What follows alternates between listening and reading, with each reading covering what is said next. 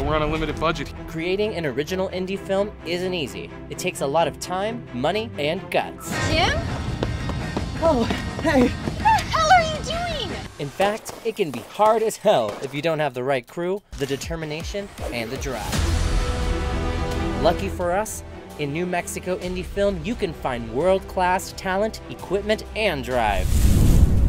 Just like Green Chile, the indie film scene in New Mexico is hot, hot, hot. This week, we're hanging out with some of the best filmmakers around and taking you behind the scenes of the most kick-ass show on the internet. I'm Chris Wright, and this is Lights, Camera, Kitchen.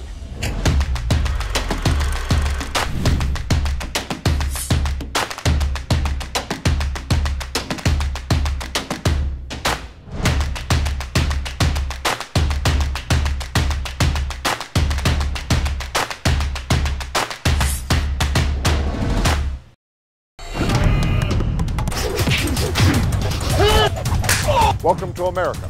What are you talking about? I'm from Los Angeles. Hey, Ken, you know what the difference is between you and me? One of us is famous. Okay. The way we've described Enter the Dojo in the past has been sort of like the Karate Kid meets Reno 911. Albuquerque filmmakers Matt Page and Joe Conway are the creators and stars of Enter the Dojo. It's like a mockumentary style in the a karate dojo, traditional American karate dojo, and all the zany characters that if anyone who has ever studied martial arts has been to a dojo, you're gonna recognize these characters. Characters like Master Ken. Name a martial art. Karate? Bullshit. Name a martial art. Bullshit. Yeah, Kung Fu is bullshit. Whose goal is to aggressively and ferociously promote and teach his self-invented martial art, Amaradote. Amaradote. Perfect. Step forward. And his faithful, but often abused sidekick, Todd Woodland. In real life, Matt and Joe are best buds and successful businessmen. So far we have 52 million views on the YouTube channel. Actually, our following on Facebook and Instagram has been growing a lot faster. 52 million views, what is that even like? Like just to see the first million roll in. It's a big landmark to actually see like anything get 1 million views. It's a proud moment. All that fame comes with constant diligence. Whether it comes from an appearance on America's Got Talent. You're earning a living doing it. Yeah, I mean, I drive a used car. So the dream would be to buy a new one. All the way to the local scene. Is this your car? Keeping their names out there, constantly promoting the product. But this didn't happen overnight. There was lots of trial and error. The idea for the show actually came from a combination of training at martial arts dojos all around the country and noticing a lot of similarities. And I had wanted to tell a story that happened in a dojo. Initially, I was thinking of something a bit more dramatic, but then I saw the BBC version of The Office, the Ricky Gervais Office, and I just became obsessed with it. I watched it like every night for like a year and a half. I just always played it, and I knew I wanted to do something exactly like that. The whole thing seems a little excessive. The guy gets in your face, and so you basically disable him for life? Hopefully. And so I wrote out a script of just a couple of ideas for episodes of a mockumentary style series in a dojo, gave it to a few friends, actually had Joe read it and asked him if I could use his dojo. and he said yes, thankfully. And that was how the show started. And you've gotten your ass kicked quite a bit. Not my ass. Oh, well, oh yeah, that's true. Flip that around. That's true. Both filmmakers are among the finest, leading the charge for indie film in New Mexico. 7 or 8 takes and we'll have it. No, the great thing about New Mexico film is that there are sort of 2 levels of production here. There's the really big productions, obviously the stuff that happens at the studios that a lot of people make their living at, and then there's the indie film community, and there's a lot of crossover. So the same actors and crew who will work on the big movies and television shows will also come into our studio and make appearances. That kind of commitment to film does come with a price. We're trying to keep up with everything. Our schedules literally start at 8 o'clock in the morning, and we're leaving the dojo after running a regular class and then filming till midnight and then getting up and doing it again the next day. Yeah. That's great. Yeah. That's a commitment of New Mexico film right there. Right. Yeah. And remember, always re-stomp the groin. One of the biggest powerhouses in New Mexico indie film is producer, writer, and director Alejandro Montoya Marin. I got the opportunity to tour Serious Grippage and Light with Alejandro. It's the premier place in New Mexico for any equipment needs you might have. Whether you're looking for lighting, camera dollies, grip trucks, movie carts, C-stands, baby stands, pancakes, mambo combo, bongo ties, and even zip ties. I have a lot of stuff. And you could have it all at Serious Grippage and Light. All right, so Alejandro, thanks for joining our little show. Thank you for having me. What have you been up to lately? What's going on? Well, right now we're trying to promote our feature film Monday around the film festival circuit. We're trying to get it to as many festivals as possible so people are aware of the show Rebel Without a Crew. Rebel Without a Crew gave Alejandro a chance to make a feature film with some serious constraints under the guiding hand of acclaimed director Robert Rodriguez. Monday's an action comedy about a stoner who gets fired and then dumped. And when he tries to get his life back together, he finds himself in the middle of a cartel war. The movie was made for the show Rebel Without a Crew, which is a docuseries where Robert Rodriguez chose 5 filmmakers to do their first feature film the same way he made it in Mariachi, which is with $7 grand, no crew, and in 14 days. Alejandro had already been making numerous projects before ever getting tapped for Rebel Without a Crew. It comes down to passion. If you really want it, you will do it. If you're hungry, you're gonna learn about cameras. If you're gonna be a painter, you will learn the history of art and how it's evolved. And if you wanna become a filmmaker, you're gonna do anything it takes to do so. Making a film or premiering a movie is one of those moments that when I die, I will always remember how people responded to this because it means so much.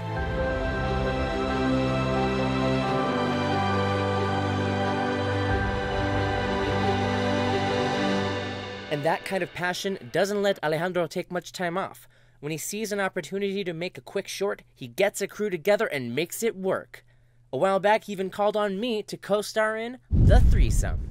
The Threesome was a short film that, as you know, we shot on a Sunday in 12 hours just because you want to just create. Oh yeah. Right? And The Threesome's about a newlywed couple who ask one of their best friends if they can partake in this new adventure after they got married. You guys are coming on a little strong. And how awkward that can be, especially if you're like really good friends to someone. I don't want to do this because I think it's going to be weird for our friendship later. We decided on an entree? Yes.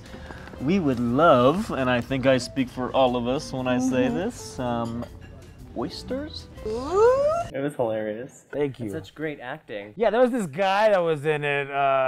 We save room for dessert? What was his name? Chris? Oh, who knows? Yeah. Alejandro has had the opportunity to make film all over the world, from Canada to Mexico, all the way to Europe. But he says his heart and soul lives right here. He chose to make his home and his movies here in New Mexico. There's always actors willing to work. There's always crew that is like working on big shows like The Avengers or Breaking Bad or Better Call Saul or Midnight Texas. And there's always a pool of people ready to do creative work. We have grip companies. We have an amazing rebate that not every state has. And we should take advantage of that. We have 360 days of sunshine that you don't have to worry about it getting cloudy or raining. Despite his numerous films and awards, Alejandro still holds down a 9-to-5 job working at a local TV station. I feel that independent filmmaking requires you, unless you're filthy rich or you inherited money, it requires you to have a second job, you know, especially if you want to create your own stuff.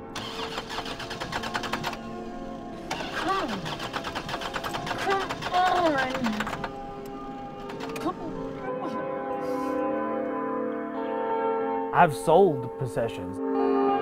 I've sold my car to get the Leslie made. You want to enjoy life because you only get one. What's the point if you're just work if you're not savoring what you're doing? So I think it's just leaving a portfolio of work that people can get inspired and love and pay my bills while doing something that I love, you know? So I think that's it. Grippage and light isn't the only thing we take seriously here in the New Mexico indie scene. Green Chile is king. And where there's on-set catering, there's this delicious green gold.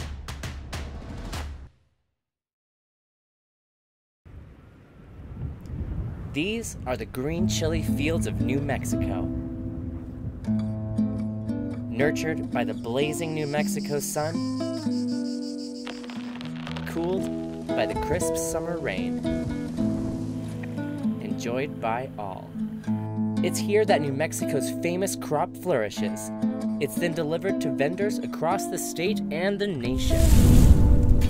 From August through early fall, harvest season is marked by the aromatic scent of green chili roasting on several street corners. This time of year, you get the smell in the air, and it is that distinct smell, no matter what. You know exactly what's happening. I got a lot of people pull up to the stoplight, they'd roll down their windows. When the light would turn green, the windows would all go up, and the people would continue on. It's a beloved tradition for Chile Traditions in Albuquerque on the corner of Wyoming and Montgomery. For Ken DeWees, chili is a way of life. I've been here for 27 years. That's what I do, is I sell green chili, red chili, anything to do with chili from Hatch to Mexico. From mild to extra, extra hot, Ken has it all. He says it's good on anything, and it is. Hatch green chili freshly roasted here on the corner to put on your cheeseburgers and your eggs and everything else in the morning. New Mexico made the green chili cheeseburger famous. You can find them anywhere, even on set. We're gonna make one with a twist. It'll be my own invention, the green chili mac and cheese burger. Ken is recommending Sandia green chili for the recipe. In fact, he's even supplying it.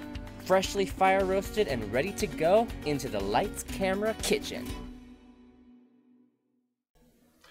Master Ken here today with a special Ameridote recipe for you. I call it the Battle Burger. You're going to need some very specialized ingredients. You're going to need ground bat wing, okay? Then you're going to have to send away to Taiwan. This is octopus vagina, okay? It's very unusual. Then just regular Parmesan cheese you can get anywhere. And then you're going to need a cup of sand. You're also going to need about 200 green chilies and about 20 pounds of cat meat. Now, depending on the laws in your state, that may or may not.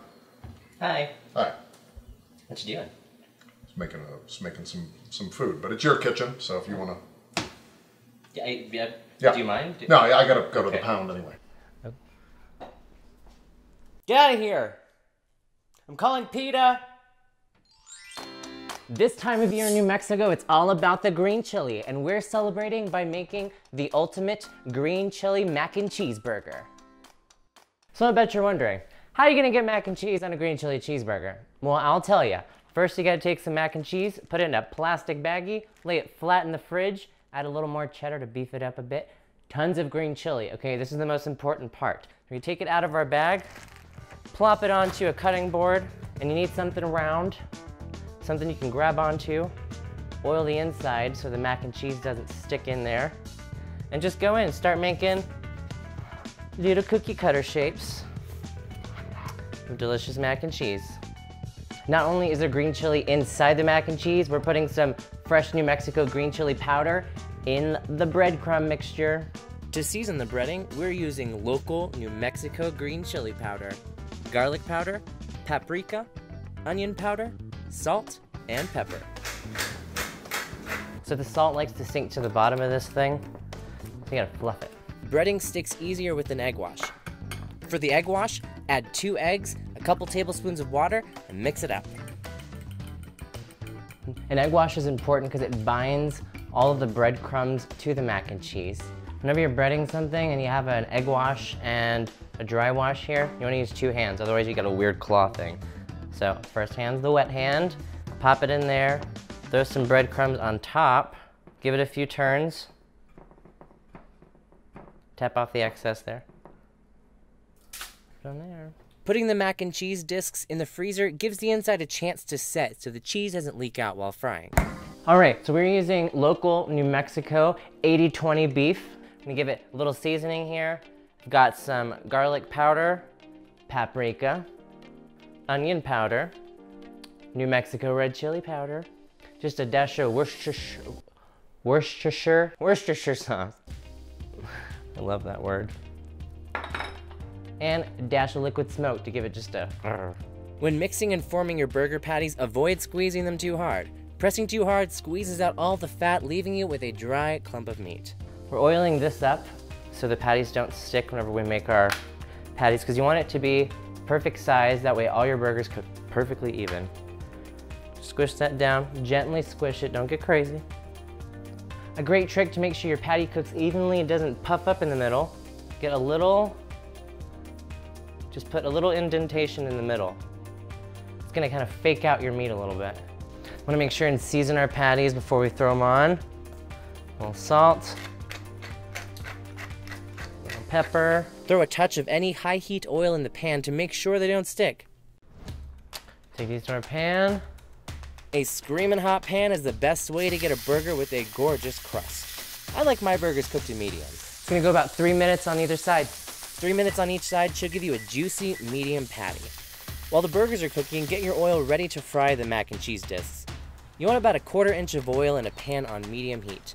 So we've taken our mac and cheese discs out of the freezer. They've had time to firm up, which makes it a little bit easier to fry so it's not gonna fall apart in the grease.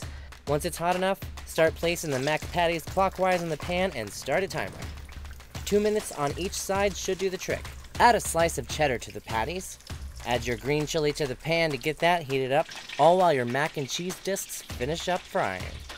Once the mac patties are done, take them out of the pan and onto a paper towel to drain off the excess oil. And as always, season fried things after you take them out of the oil. You can assemble your green chili mac and cheese burger any way you want. I like mayonnaise, pickles, tomato, and lettuce on a buttered toasted bun. Coming up, we put our culinary creation to taste test with Alejandro, Matt, and Joe. Let's see if they can stand the heat in the lights, camera, kitchen.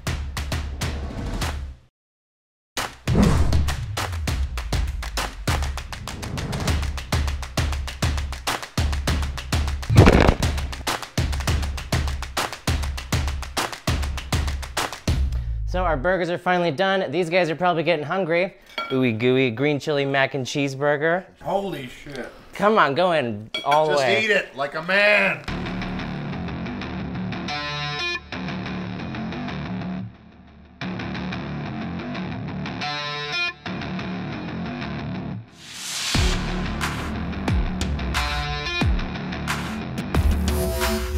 I'm making a mess. Yeah, that's what burgers are for.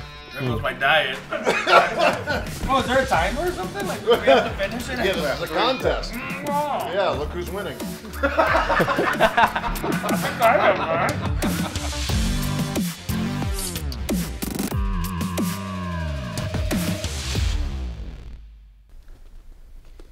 So, Master Ken, I had a little problem with kitchen ninjas. I wonder if you could help me out, you know, give me a few free lessons, beef me up a little bit. Yeah, sure. We're always cooking up new ideas here at Ameridote, and in my dojo, just about every technique is a recipe for disaster. So, Todd, we've got some lunch items here I was just about to eat. So why don't you, there's your attacker, okay? And so just try to follow along. All right. Situation is going to be some vagrant has broken into your house and he's trying to steal your food. You can tell that because he's already got a plate, right? So first thing we're going to do is blind him with the San Francisco treat. Okay? Okay. Next thing we're going to do, nut allergies are very, very common nowadays. Okay? So just get yourself a scoop of roasted nuts. This is called the Nut Buster. He reaches out for me in a threatening manner, okay? Now I'm really gonna fork him up. No. Putting that between the fingers, twisting, okay? Pretend he has fingers. Pretend he has fingers. At this point, you're probably asking yourself, can we hurt him anymore? Yes, we can.